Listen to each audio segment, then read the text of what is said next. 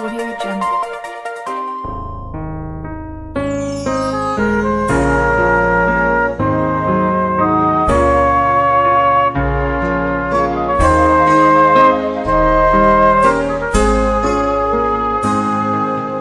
Ulana dengan Tuhan sunyi, songon binai Tuhan, ingat huruf pilut nagare, gabe parhamahon,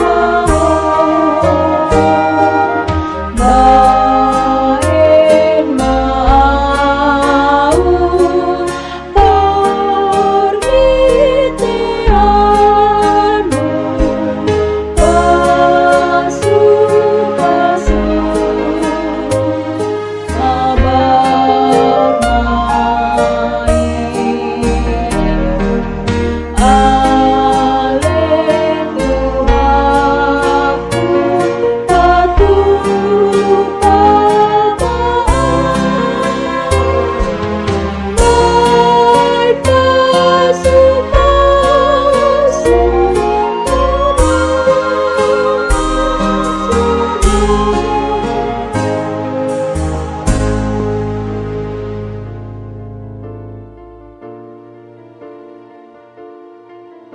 Horas Amanginang dan saudara-saudara yang dikasihi Tuhan Yesus Kristus, selamat berjumpa kembali dalam Renungan Harian HKBP Delta Mas di hari ini.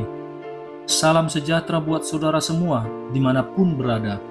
Damai dan sukacita oleh Roh Kudus melimpah senantiasa dalam hati dan kehidupan kita. Sebelum kita mendengarkan renungan firman Tuhan pada hari ini, marilah kita bersatu dalam doa. Ya Bapa kami yang bertata di kerajaan surga, yang kami kenal melalui nama anak-Mu Tuhan Yesus Kristus, yang selalu mengasihi kami, Tuhan yang kudus dan mulia. Terima kasih dan kami bersyukur untuk berkat dan penyertaan-Mu di sepanjang hidup kami. Pada hari ini kami akan kembali memulai dan melanjutkan semua aktivitas dan pekerjaan yang kami rencanakan. Kami bisa memasuki hari ini, itu semua karena kasih anugerah-Mu. Kami percaya dalam segala hal, Tuhan punya rencana yang baik dalam kehidupan kami. Dan saat ini pun, kami mau mendengarkan firman-Mu. Urapi kami Tuhan untuk kami dapat mengerti dan taat pada setiap kehendak-Mu. Di dalam nama anak-Mu Tuhan Yesus Kristus, kami telah berdoa dan mengucap syukur. Amin. Renungan Harian HKBP pada hari ini, hari Rabu tanggal 14 Agustus 2024, diambil dari dalam bahasa Batak, Poda bidu 30 ayat 8. Ukakma pamanganmu mangodihon halak nangungu, umopop uhum disaluhut anak natading dilapin. Dalam bahasa Indonesia, Amsal 31 ayat 8. Bukalah mulutmu untuk orang yang bisu, untuk hak semua orang yang merana. Demikian firman Tuhan.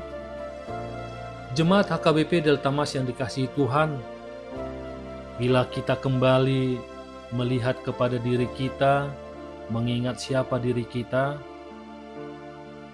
perlu kita ingat, perlu kita tahu, adakah panggilan utama dalam hidup kita? Jika ada, sudahkah kita menjawabnya? Bagi bapak dan ibu yang berprofesi sebagai guru, apa panggilan utama hidup bapak dan ibu? Bagi saudara-saudari yang berprofesi sebagai pengusaha atau pedagang, apa panggilan utama hidup saudara-saudari? Dan bagi saudara-saudari yang berprofesi sebagai penegak hukum dan keadilan, seperti polisi, tentara, hakim, jaksa, pendeta, dan lain sebagainya, apakah panggilan utama hidup saudara?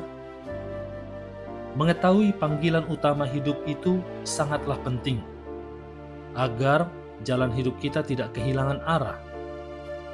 Salah satu panggilan hidup manusia adalah memperjuangkan hak-hak orang lain, apalagi jika orang-orang tersebut dengan sengaja terpinggirkan dan mendapat tekanan dari penguasa.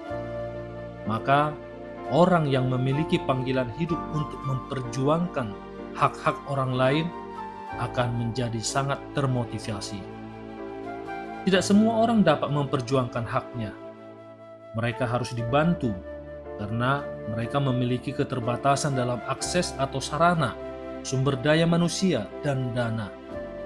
Itulah mengapa ada begitu banyak saat ini lembaga sosial kemanusiaan yang biasa kita sebut non-government organization atau disingkat dengan NGO yang membantu dan memperjuangkan hak-hak orang lain. Sebut saja misalnya NGO ini adalah contohnya Palang Merah Indonesia atau PMI, Greenpeace, Wahana Lingkungan Hidup Indonesia atau WALHI, Lembaga Perlindungan Anak Indonesia atau LPAI, dan sebagainya. Hari ini melalui ayat harian kita diingatkan atau kita dipanggil kembali untuk membuka mulut kita dalam membantu orang yang bisu dan orang yang merana.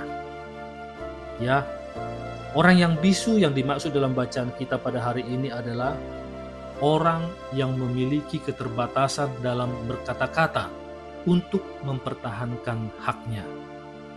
Maka disitulah kita membantu mereka dengan cara memberikan diri kita dalam menyuarakan hak-hak mereka. Kita sebagai gereja janganlah kalah dengan NGO yang ada saat ini. Justru kita sebagai gereja harus selalu menjadi pelopor dalam memperjuangkan hak-hak saudara-saudara kita yang bisu dan merana.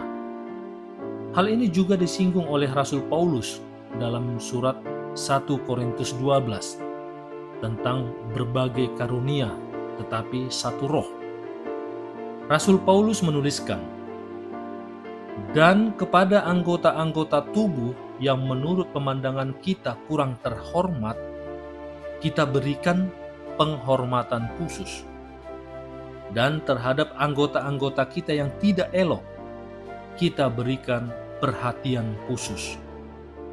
Hal itu tidak dibutuhkan oleh anggota-anggota kita yang elok.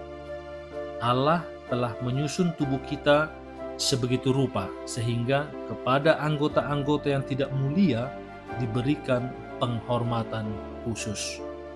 Bisa dibaca nanti dalam 1 Korintus 12 ayat 23 sampai 24. Bagaimana cara kita melakukan hal tersebut? Melalui lembaga gereja kita sudah melayani dalam berbagai bentuk pelayanan karitatif, reformatif, dan transformatif, baik itu seperti contohnya panti asuhan dan lain sebagainya. Nah, sekarang bagaimana kita melakukannya?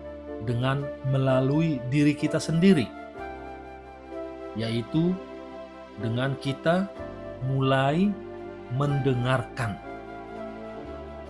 Dalam Amsal 1 ayat 5 mengatakan, "Baiklah orang bijak mendengar dan menambah ilmu, dan orang yang berpengertian memperoleh bimbingan." Jika kita ingin menjadi suara bagi mereka yang tidak bersuara, pertama-tama kita harus bersedia mendengar apa yang mereka katakan, sehingga kita dapat berbicara dengan kata-kata yang bijak. Selanjutnya, kita berlutut dan berdoa. Mulailah dengan memeriksa hati dengan penuh doa dan mintalah Tuhan untuk menyingkapkan cara-cara yang membuat kita membiarkan sikap apatis, kenyamanan, atau ketidaktahuan menghentikan kita untuk berbicara bagi mereka yang membutuhkan suara kita. Luangkan waktu untuk mencari Tuhan guna menemukan hatinya bagi mereka yang paling hina di dunia kita ini. tanyakan kepada Tuhan bagaimana Tuhan dapat menggunakan kita sebagai agen kuasa penyembuhan Tuhan di dunia kita yang rusak ini. Berdoalah agar Tuhan menunjukkan kepada Amang Inang bagaimana dan kapan berbicara. Tuhan ingin menggunakan kita masing-masing dan karunia yang telah diberikannya kepada kita secara unik sebagai wadah kasih, keadilan, belas kasihan, dan kasih karunia-Nya. Bukankah ini gambaran tubuh Kristus yang dilukiskan dalam Perjanjian Baru? Setiap orang percaya menggunakan karunia mereka sehingga seluruh tubuh dapat bekerja sama dalam kesatuan. Ketika kita semua menerima gagasan ini, maka sesama kita yang membutuhkan akan diperhatikan. Kita tidak bisa berhenti sampai di situ saja, karena orang-orang yang merana dan terpinggirkan di luar sana tidak pernah habis. Nyalakanlah selalu api semangat kita melalui gereja kita ini dalam memperjuangkan hak-hak saudara kita yang tertekan dan terbatas. Dan yang terakhir, kita mengambil tindakan yang diilhami Tuhan. Seperti dikatakan dalam Mika 6 ayat 8. Hai manusia, telah diberitahukan kepadamu apa yang baik, dan apakah yang dituntut Tuhan daripadamu, selain berlaku adil, mencintai kesetiaan, dan hidup dengan rendah hati di hadapan Allahmu? Cukup sederhana.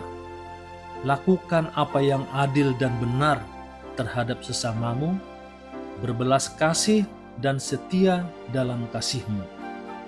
Dan jangan hanya memfokuskan kepada diri kita segalanya, tetapi fokuslah kepada Allah.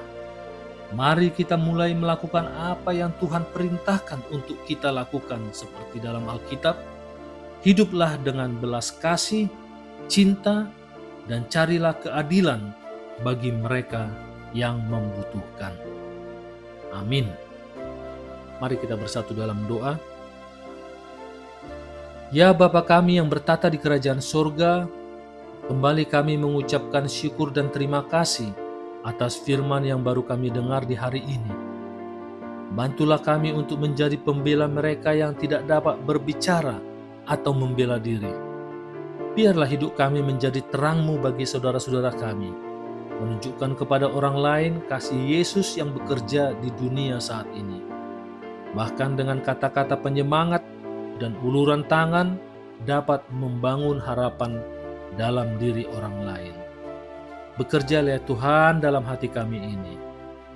Demikian juga pada saat ini kami jemaat-Mu datang kepadamu, memohon kiranya berkatilah kami di sepanjang hari ini, di dalam segala tugas aktivitas kami, dalam studi, dalam pekerjaan, dalam usaha, dalam pelayanan, dan juga kiranya Tuhanlah yang menjadikan kami berhasil dan berkemenangan di setiap rencana-rencana kehidupan kami.